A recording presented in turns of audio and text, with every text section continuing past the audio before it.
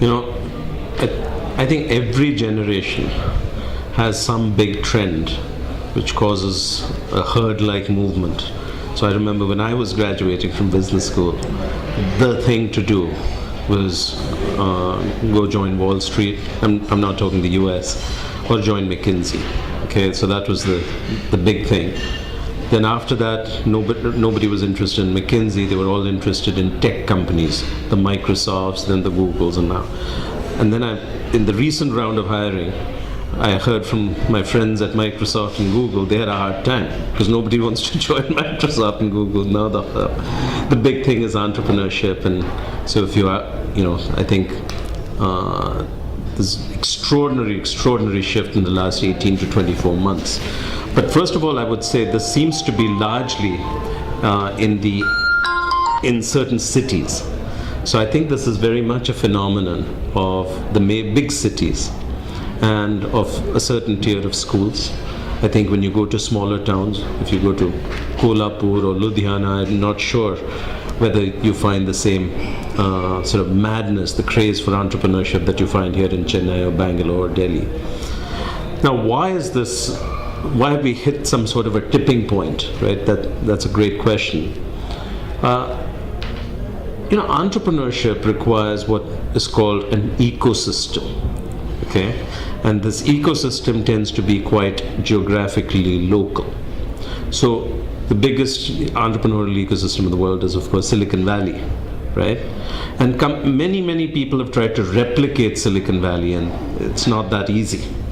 So what are the components of an entrepreneurial ecosystem? First of all, it requires a few really successful entrepreneurs.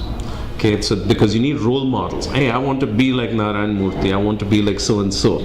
So you need inspirational figures who've been spectacularly successful entrepreneurs. And you say, wow, this is worth emulating.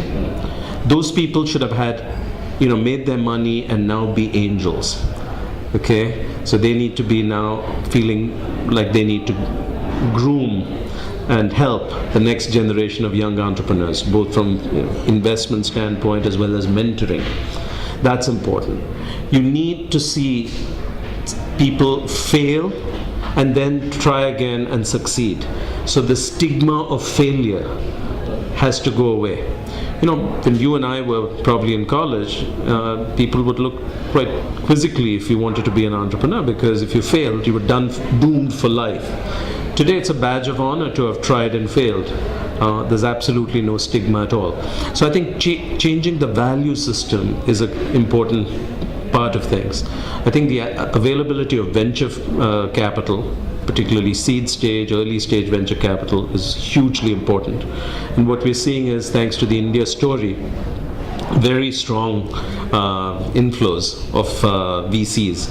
I think venture funds doubled in 2014 over the previous year, and is expected to more than double again this year.